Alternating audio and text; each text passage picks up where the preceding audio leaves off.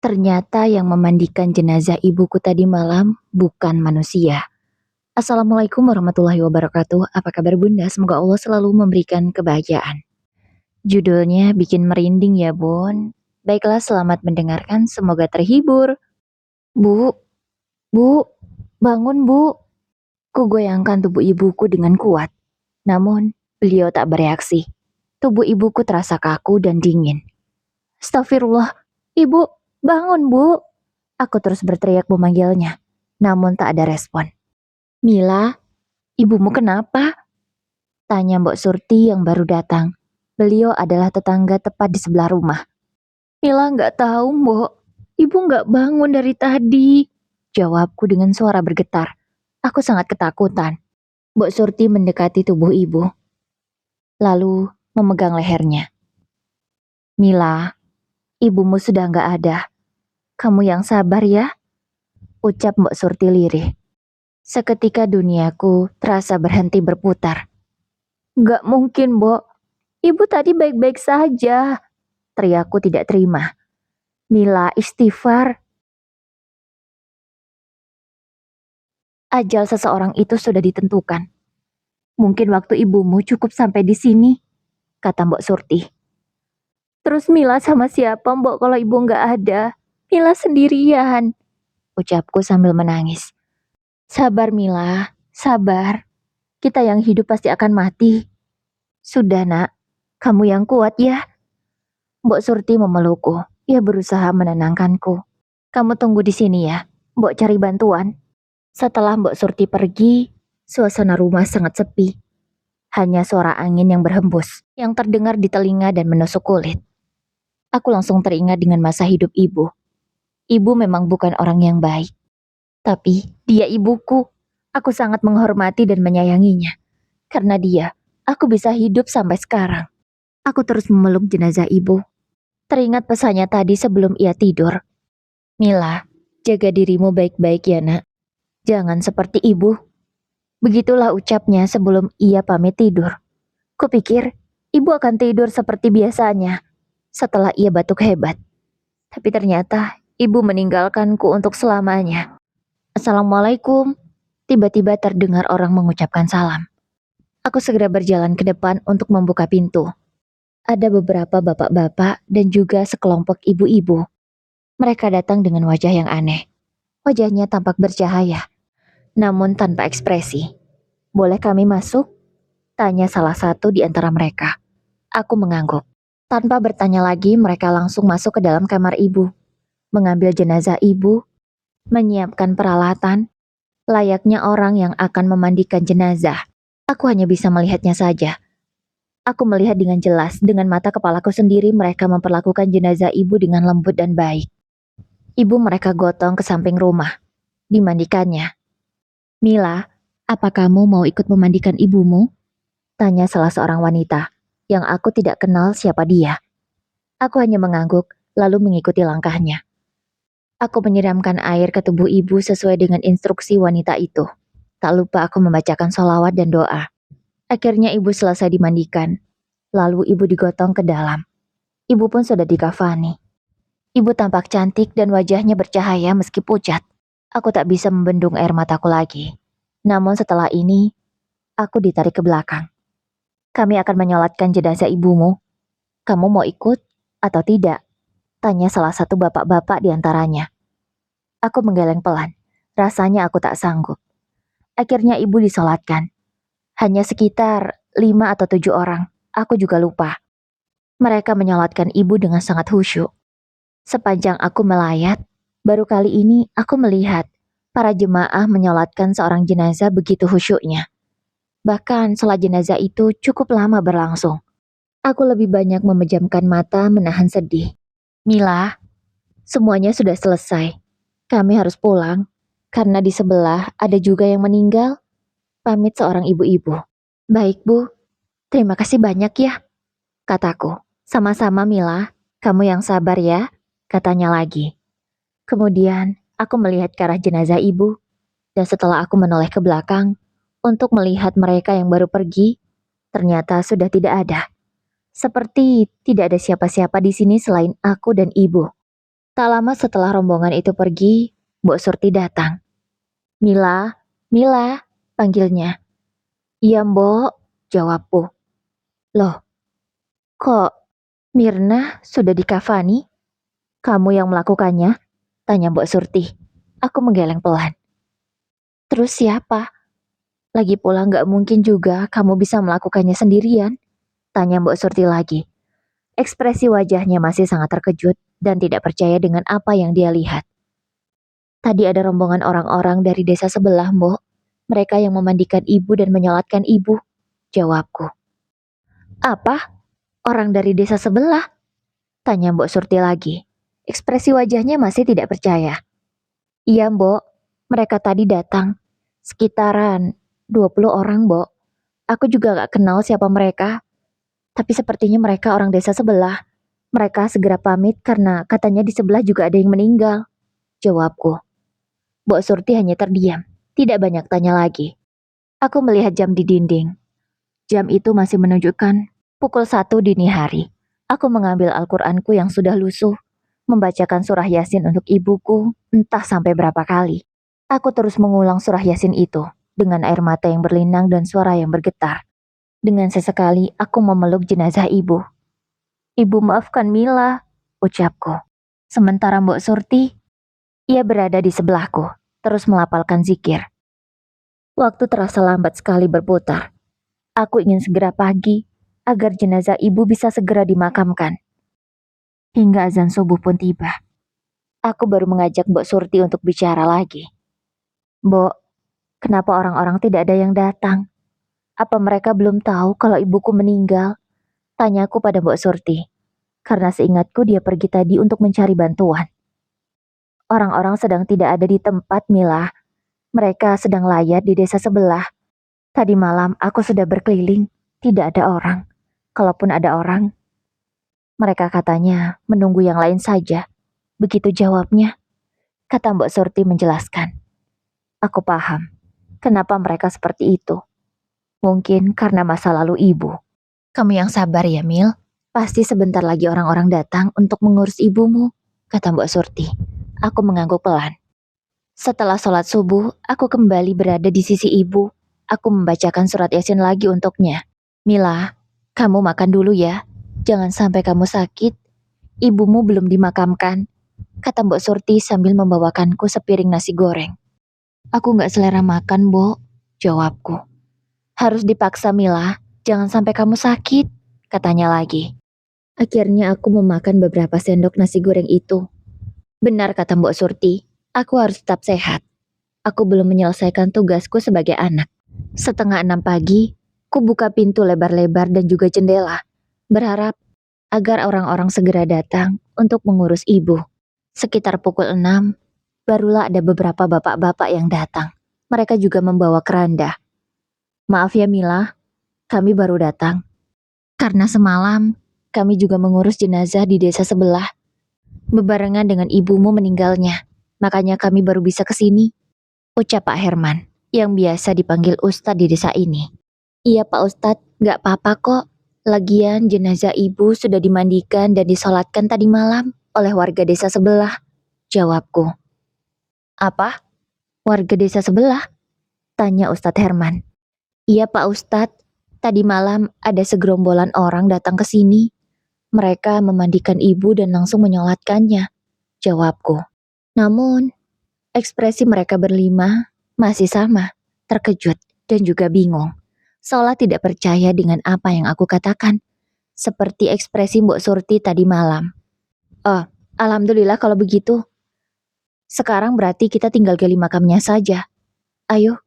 Setelah meletakkan keranda, mereka semua berbalik untuk menuju pemakaman, menggali kubur untuk ibuku. Setelah kelima orang itu pergi, tak ada lagi warga lain yang datang. Ada yang lewat di depan rumah, tapi bukan untuk melayat ke sini, melainkan pergi ke sawah. Seolah mereka tidak tahu kalau ibuku meninggal dunia. Pak D tidak ke sini. Ibuku meninggal. Kataku sedikit berteriak, memanggil seorang bapak-bapak. Namun pria parubaya itu tidak menghentikan langkahnya sedikit pun. Ia terus berjalan, seolah suaraku tadi tidak ia dengar sama sekali. Mbok, Kenapa orang itu tidak berhenti? Apa dia tidak tahu kalau ibuku meninggal? Tanya aku dengan sedih ke Mbok Surti. Sudahlah Mil, kamu gak usah manggil siapa-siapa. Yang penting di makam sudah ada yang menggali. Itu sudah cukup, ucap Mbok Surti lembut. Aku mengangguk. Aku paham kenapa mereka seperti itu. Suasana di kampungku seperti biasanya. Seolah tidak ada berita kematian di sini. Padahal biasanya, kalau ada yang meninggal, semua warga menghentikan aktivitasnya. Mereka datang ke rumah duka untuk berdoa dan melayat, memberi bantuan. Sampai jam 8 pagi, proses penggalian makam juga belum selesai, karena mereka belum kembali ke sini. Aku ditugaskan oleh Mbok Surti untuk mengantarkan minuman dan beberapa cemilan. Bukan cemilan mahal, hanya pisang goreng dan ubi rebus. Aku membawa minuman dan cemilan itu ke makam. Betapa kagetnya aku sesampainya di pemakaman. Ternyata yang menggali makam ibuku hanya 5 orang tadi. Tidak ada orang lain lagi. Assalamualaikum, ucapku. Waalaikumsalam. Mila, terima kasih banyak ya, kata Ustadz Herman melihatku membawa makanan untuk mereka. Aku hanya mengangguk pelan. Tanpa sadar, air mataku mengalir. Aku merasa sedih. Karena kenapa orang-orang setega ini pada ibuku? Kenapa mereka tidak mau membantu menggali makam ibu agar cepat selesai? Pantas saja. Sudah 2 jam bekerja. Makam ibu juga belum selesai. Karena memang hanya sedikit yang menggali. Dan kalian tahu, makam ibu diletakkan jauh sekali dari makam-makam yang lainnya. Berada di ujung, sendirian. Ustadz, apakah sehina itu ibuku? Tanyaku dengan suara bergetar. Mila, kamu harus sabar ya. Kita tidak saatnya untuk berdebat di sini. Yang penting ibumu segera dimakamkan, kata Ustadz Herman. Aku hanya bisa pasrah. Dengan langkah lesu, aku pulang ke rumah. Kenapa Mil? Tanya Mbok Surti. Aku menggeleng pelan. Rasanya tak sanggup mengatakan pada Mbok Surti yang sebenarnya. Sekitar pukul 9, akhirnya penggalian makam pun selesai. Kelima orang tadi, dengan baju yang sudah kotor karena tanah, mereka mengangkat jenazah ibu untuk dibawa ke pemakaman. Saat keluar rumah, hanya murid Ustadz Herman dan Ustadz Herman sendiri, serta aku dan Mbok Surti yang mengiringi jenazah ibu. Tapi setelah belasan meter berjalan, aku terdengar banyak orang membaca tahlil, mengiringi jenazah ibu. La ilaha illallah, la ilaha illallah, la ilaha illallah.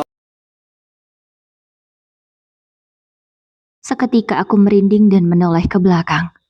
Benar saja, di belakang banyak sekali orang. Padahal tadi tidak ada siapa-siapa selain kami. Orang-orang itu memakai pakaian serba putih. Wajah mereka bercahaya. Gerakan mulut mereka sama, membaca tahlil dengan kompak. Masya Allah, gumamku. Iringan suara tahlil itu sampai ke pemakaman. Aku berkali-kali menoleh ke belakang. Orang-orang itu masih ada. Mereka tampak khusyuk mendoakan ibu. Saat Ustadz Herman membacakan doa, mereka juga mengaminkan dengan suara yang kompak dan keras. Aku tak kuasa menahan tangis. Bukan tangis sedih, tapi aku merasa terharu. Apakah mereka malaikat-malaikat yang dikirimkan Tuhan? Karena orang-orang sini tak peduli pada ibuku. Terima kasih ya Allah, terima kasih. Gumamku pelan. Aku menabur bunga terakhir di atas makam ibu. Mila, ayo kita pulang nak, ajak Mbok Surti. Saat aku selesai menaburkan bunga, aku menoleh ke belakang. Orang-orang tadi yang mengantarkan ibu sudah tidak ada. Begitu juga dengan Pak Herman dan juga santrinya. Mereka semua sudah pulang. Kenapa Mila? Tanya Mbok Surti. Aku menggeleng pelan. Sesampainya di rumah, aku menceritakan apa yang kulihat tadi pada Mbok Surti. Mbok, tadi banyak orang loh yang ngantarin ibu. Tapi mereka beda. Kayak malaikat. Baju mereka putih semua. Dan wajah mereka bercahaya. Mereka mendoakan ibu dengan khusyuk. Apa itu malaikat ya Mbok? Tanyaku. Mungkin saja Mila. Alhamdulillah Mil. Meskipun orang-orang menganggap ibumu rendah, tapi Allah memuliakan ibumu. Kamu harus banyak-banyak bersyukur. Harus selalu doakan ibumu ya, kata Mbok Surti. Aku mengangguk. Ku peluk Mbok Surti. Terima kasih ya Mbok. Kalau nggak ada Mbok, aku nggak tahu harus gimana lagi. Aku nggak punya siapa-siapa. Jangan bilang begitu, Mila. Anggap saja aku ini nenekmu, kamu cucuku, kata Mbok Surti. Malam harinya, Ustadz Herman datang. Di kampungku tidak ada tahlilan sampai 7 hari seperti di tempat lain. Ustadz Herman datang karena ingin menyampaikan sesuatu. Maaf Mila, saya ingin bertanya tentang apa yang kamu katakan tadi pagi. Kamu bilang ibumu sudah dimandikan dan disolatkan oleh warga sebelah. Apa kamu kenal mereka? Tanya Ustadz Herman. Aku menggeleng cepat. Saya nggak kenal mereka Ustadz. Tapi yang jelas penampilan mereka memang tidak seperti warga di sini. Baju mereka waktu itu putih. Wajah mereka juga bercahaya. Ekspresi mereka memang datar. Tapi mereka sangat tulus. Bahkan mendoakan ibu juga lama sekali. Ucapku. Masya Allah, Mila. Saya yakin kalau itu malaikat yang diutus oleh Allah. Karena semalam, semua warga, baik yang ada di sini ataupun di desa sebelah, itu mendatangi rumah duka di desa sebelah yang meninggalnya hampir berbarengan dengan ibumu. Palingan hanya tersisa beberapa orang. Dan pasti kamu kenal. Lagi pula kalau warga desa sini, kamu tahu sendiri kan, mereka tidak ada yang mau mengantarkan ibumu. Dan saat pemakaman tadi, saya melihat banyak orang yang mengantarkan ibumu. Apa kamu melihatnya? Tanya Ustadz Herman. Iya Ustadz, saya melihat banyak orang berpakaian putih, wajahnya bercahaya, mengantarkan ibu. Mereka membaca tahlil dengan suara yang kompak. Saya nggak nyangka Ustadz, ibu saya semulia itu di mata Allah. Bersyukurlah Mila, karena orang-orang boleh menganggap ibumu rendah. Tapi lihatlah, Allah sudah membuktikan kuasanya. Allah memuliakan ibumu, kata Ustadz Herman. Ia bahkan sampai menangis terharu. Terima kasih Ustadz. Saya nggak tahu harus ngomong apa lagi. Saya cuma bisa berharap semoga ibu saya ditempatkan di tempat yang terbaik. Amin. Teruslah doakan ibumu Mila. Doa anak yang soleh, insya Allah akan diijabah oleh Allah. Beberapa waktu kemudian, aku sudah kembali sekolah seperti biasa. Aku masih duduk di bangku kelas 2 SMA. Tidak mudah hidupku setelah kepergian ibu. Uang dari ibu hanya tinggal beberapa lembar. Aku harus bisa berhemat. Aku juga harus segera mencari pekerjaan agar aku tidak terus merepotkan Mbok Surti. Namun sore itu setelah aku pulang sekolah, tiba-tiba ada tamu yang datang. Aku tidak kenal siapa mereka. Assalamualaikum. Benar ini rumah Mila? Tanya seorang perempuan berpakaian sangat rapi. Waalaikumsalam. Iya benar. Saya Mila. Jawabku. Oh, boleh kami masuk? Tanya wanita itu lagi. Aku mengangguk dan mempersilahkan mereka untuk masuk. Mila, ada hal penting yang ingin kami sampaikan. Kami adalah teman-teman dari ibumu. Mila, kami paham. Kamu pasti tidak menyukai apa yang dulu ibumu lakukan. Tapi ibumu menitipkan ini. Selama ini ibumu bekerja keras, Mila. Mungkin kata orang, apa yang dihasilkan ibumu tidak halal. Terserah kamu mau menerimanya atau tidak. Yang jelas, di kota ibumu punya satu rumah. Cukup bagus rumahnya. Dan bukan hanya itu. Ibumu juga punya beberapa bidang tanah. Ini surat-suratnya. Kami baru tahu kalau ibumu sudah meninggal dunia. Beliau memang sudah menitipkan ini sejak lama kepada kami.